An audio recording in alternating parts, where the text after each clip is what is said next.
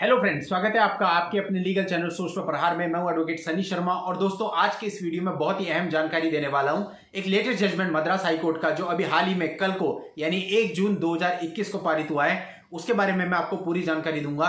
और आगे बढ़ने से पहले आपको कहना चाहूंगा, मैंने पिछले बहुत सारे वीडियोज में आप लोगों को समझाने की कोशिश की है कि भाई ये जो प्रॉब्लम्स होती हैं ये सारी ईगो और अहंकार की वजह से होती हैं। पति पत्नी दोनों के बीच में ईगो आ जाता है, कोई भी अपना सर नीचे करने को तैयार नहीं है, इसीलिए सारी प्रॉब्लम्स होती हैं। दोस्तों जो विवाह है वो रिलेशन एक बहुत बड़ा होता है, आखिरी दम तक का रिलेशन होता है, लेकिन आज के समय में दुर्भाग्यवश आप इन चीजों को समझ नहीं पा रहे हो। इसमें सबसे बड़ा रोल सोशल मीडिया का है। दूसरा, जो संस्कार आप लोगों ने जहां से भी लिए हैं उस पर डिपेंड करता है कि आप दूसरे को कितनी रिस्पेक्ट देते हो और किस तरह से अपने ईगो को, अहंकार को कंट्रोल में रखते हो। तो दोस्तों ये बातें मैंने आपको बहुत सारे वीडियो में बताई, हो सकता है कुछ लोगों ने मानी भी हो। अब यही सेम बात मद्रास हाईकोर्ट ने अपने इस जजमेंट में भी कही है।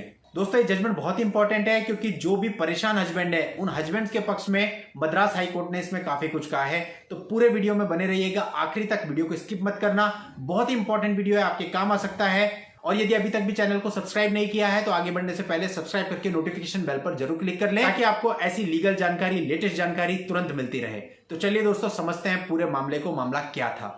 सबसे पहले दोस्तों मद्रास हाईकोर्ट की टिप्पणी जान लेते हैं। मद्रास हाईकोर्ट ने कहा जो ये लिव इन रिलेशनशिप है इसके कारण जो विवाह के संस्कार हैं वो लोग भूलते जा रहे हैं। वो एक मैरिज के अंदर आए हैं, उन्हें पता ही नहीं हम किस रिलेशन में और कैसे निभाना है। मैरिज में भी इसके अलावा 10-10 जगह रिलेशन और बना रहे हैं। इस तरह के जो भी लोग हैं मेरी नजरों में सीधे सीधे वो जानवर के समान है, चाहे उनका जेंडर कुछ भी हो। उन्हें पता ही नहीं रिलेशन होता क्या है, उन्हें पता ही नहीं प्यार होता क्या है। अब देखिए दोस्तों, जानवर जब शारीरिक संबंध बनाता है ना तो उसको पता नहीं होता किसके साथ बनाना है, उसको जो मिल जाता है उसके साथ बना लेता है। तो अगर आप भी इसी प्रकार की चीजें कर रहे हैं तो फिर आप में और उन जानवरों में फर्क ही क्या है। अगर आप वास्तव में इंसान हैं और इंसान बनना चाहते हैं तो अपने दिमाग का प्रयोग कीजिए। ये सारी चीजें कुछ नहीं होती हैं। सही चीज है कि अगर आप किसी का साथ निभा रहे हो, उसका साथ नहीं छोड़ते हो मरते दम तक, वो चीज आपकी नजरों को ऊंचा करेगी कल को। ये चीजें जो है जवानी तक ठीक है, जब आप एक एज से आगे बढ़ जाओगे तो अपने आप पे गिल्टी फील होगी, घिन आएगी आप लोगों को, लेकिन उस समय आप कुछ कर नहीं पाओगे। इसलिए इन चीजों को समझिए। मैं समझा रहा हूं, कोई और समझा रहा है, मद्रास हाईकोर्ट समझा रही है, सुप्रीम कोर्ट समझा रहा है, लेकिन समझना आपको है। उसमें हम कुछ नहीं कर सकते, हम तो केवल अपनी राय व्यक्त कर सकते हैं। किसी को अच्छी लगेगी, किसी को बुरी लगेगी।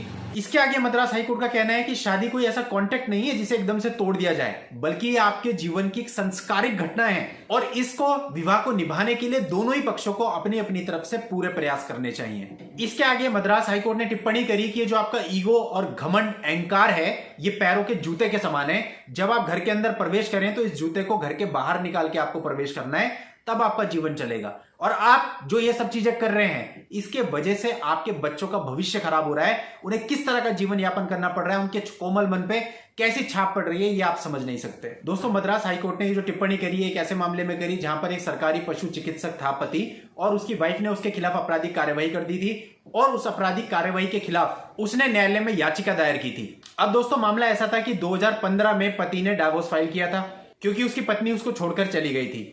फरवरी 2020 में डाइवोर्स फाइनल भी हो गया। उससे जस्ट 3-4 दिन पहले ही जो पत्नी है उसने डीवी फाइल कर दिया और पति जो था उसका उसकी नौकरी से सस्पेंशन हो गया।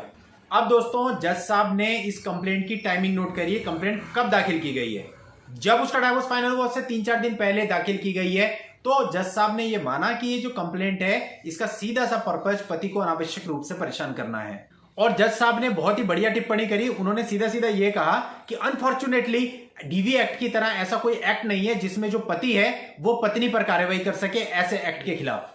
और इसके साथ साथ पति के हक में फैसला सुनाते हुए जज साहब ने यह ऑर्डर किया कि जो उसका सस्पेंशन ऑर्डर है उसको क्वैश किया जाए और डिपार्टमेंट को डायरेक्शन दिया कि 15 दिन के अंदर अंदर उसकी जो नौकरी है उसको बहाल किया जाए। तो दोस्तों आप जो भी कर रहे हैं ना उसकी इंटेंशन कोर्ट देखती है। देख, ऐसा नहीं होता जैसा आप जनरली समझते हैं कि पत्नी है तो सब कुछ पत्नी के फेवर में ही चलेगा। ऐसा बिल्कुल नहीं है दोस्तों। ये मेंटेलिटी पता नहीं क्यों बन गई है, या हमारी तरफ से कोई कमियां रह जाती हैं उसकी वजह से ऐसा होता है। लेकिन अगर कोर्ट के सामने सही तथ्य पेश किए जाएं तो कोर्ट आपकी इंटेंशन को देखती है, चाहे आप पति हैं चाहे पत्नी हैं। कोर्ट भी इतनी समझदार होती है, वहां बैठे हुए जो जज है उनको कई सालों का अनुभव है इन मामलों का। वो देखते ही समझ जाती है कि किस इंटेंशन के साथ ये पिटीशन दर्ज हुई है। तो अगर पिटीशन का मोटो ही दूसरे को परेशान करना है तो फिर ऐसे में वो पिटीशन कैसे चल सकती है? ऐसे ही दोस्तों ये मामला था जिसमें पति के पक्ष में निर्णय हुआ। इसके अलावा दोस्तों एक बात मैं आपकी नॉलेज में डालना चाहता हूं कि मैं आपके लिए रोज वीडियो लेके आता हूं, नई नई चीजें बताता हूं, और आप में से बहुत सारे लोग मुझसे बहुत प्यार करते हैं, उनके पर्सनल मैसेजेस आते हैं, रिस्पेक्ट करते हैं, उसके लिए मैं आप सबका बहुत आभारी हूं। लेकिन चैनल पर कुछ ऐसे लोग भी हैं जो कि स्टाफ के साथ बदतमीजी कर रहे हैं। यानी कि एक व्हाट्सएप नंबर दिया गया है जिसपे एक बंदा बैठ करके सारी चीजों को अटेंड कर रहा है, उस पर उल्टे सीधे मैसेज भेज रहे हैं या अभद्र लैंग्वेज का यूज कर रहे हैं। आप इतना समझ लीजिए कि अगर मैं आपके पीछे पड़ गया ना तो आप सुप्रीम कोर्ट तक भागोगे लेकिन आपको राहत नहीं मिलेगी। खुलेआम बोल रहा हूं दोस्तों, मुझे यही सिखाया गया है कि हाथ जोड़ करके सबके सामने रहना है, चाहे बड़ा हो चाहे छोटा हो। लेकिन दोस्तों अगर कोई बदतमीजी करेगा तो वो बिल्कुल भी बर्दाश्त नहीं किया जाएगा। अगर मेरा स्टाफ है या कोई भी व्यक्ति है, अगर वो मेहनत से बेचारा अपना काम कर रहा है अपनी सैलरी के लिए, तो उसको उल्टा सीधा बोलने का हक किसी को भी नहीं है। इसलिए दोस्तों अपना तो बहुत सीधा सा सिद्धांत है, इज्जत दीजिए, इज्जत पाइए। लेकिन उसके बाद भी अगर कोई आंखें दिखाए या गलत लैंग्वेज यूज करे तो वो फिर अनबियरेबल है। दोस्तों मैं एक बात क्लियर करना चाहूंगा, जब मैं लड़ने पे आता हूं ना, फिर मैं ये नहीं देखता सामने वाला कौन है, पॉलिटिशियन है, डॉक्टर है, इंजीनियर है, किसी ओहदे पे बैठा हुआ है, कोई पुलिस वाला है, मेरे लिए दोस्तों फिर सब बराबर हैं। मैं फिर सिर्फ लड़ता हूं, ये ध्यान रखिएगा। और जिन भी एक दो लोगों ने व्हाट्सएप पर अभद्रता की थी वो बस वेट कीजिए, हफ्ते भर के अंदर उनको लीगल नोटिस मिलेगा और उन पर कानूनी कार्यवाही की जाएगी। तो दोस्तों आज की इस वीडियो में बस इतना ही। नेक्स्ट वीडियो में नई लीगल जानकारी के साथ मैं आपसे फिर मिलता हूं, तब तक के लिए goodbye and thank you for watching, take care.